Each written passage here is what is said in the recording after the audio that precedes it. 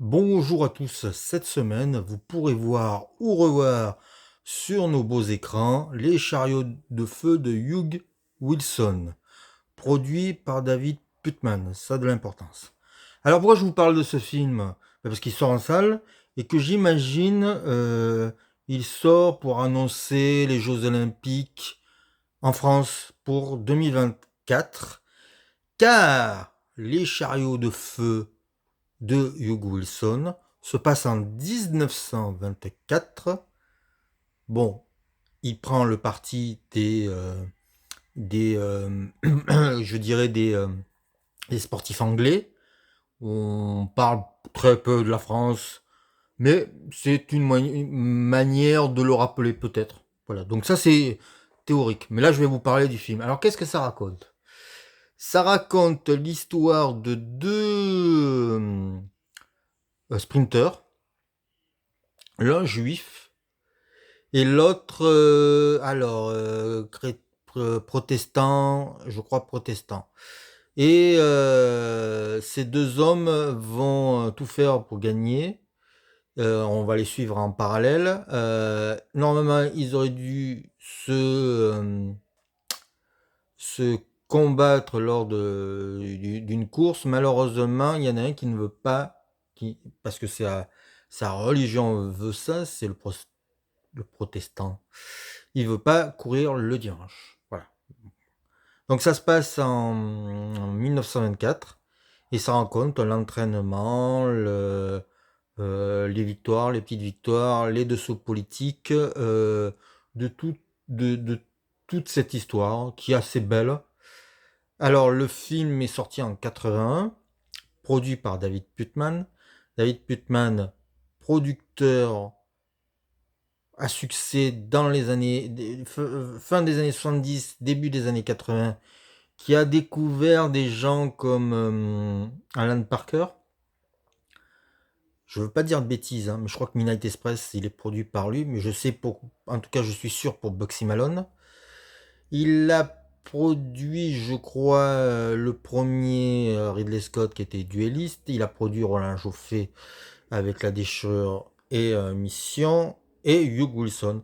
Et Hugh Wilson, je me pose la question s'il n'a pas produit aussi Greystock.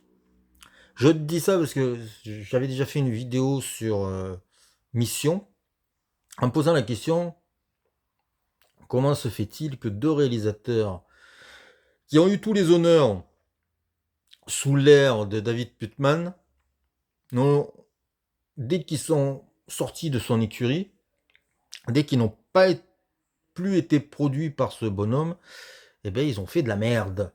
Hugh Wilson, ce qu'il a fait après, je m'en souviens plus. Il a fait un film sur les banlieues américaines avec Donald Sutherland sur l'éducation qui était un peu lourdingue. Et puis après, je me rappelle plus. Je crois qu'il est vraiment, il est parti dans les lambes de la série Z peut-être, je sais pas, mais en tout cas, il a disparu assez vite. Et Roland Joffé, je crois qu'il est toujours actif, mais oh mon Dieu.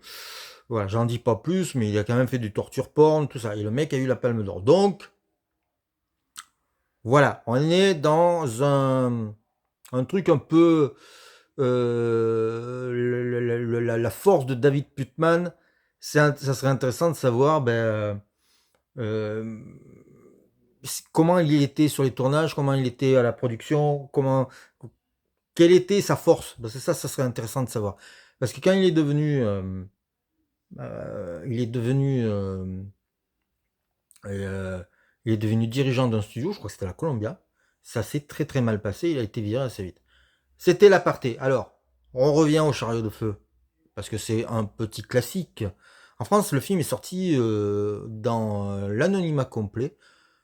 300 000 entrées à l'époque. Alors, 300 000 entrées aujourd'hui pourrait être beaucoup, mais à l'époque, c'était pas énorme pour un film de ce statut-là, parce qu'aux États-Unis, le film est un des plus rentables des films étrangers.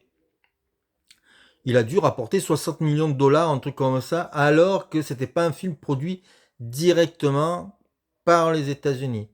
Donc ça, c'est intéressant. Il a obtenu 4 Oscars, dont le meilleur film. Donc, c'est important de voir, de voir, c'est que le film n'a pas eu de succès en France. Je suis pas sûr de savoir il est encore très connu aujourd'hui.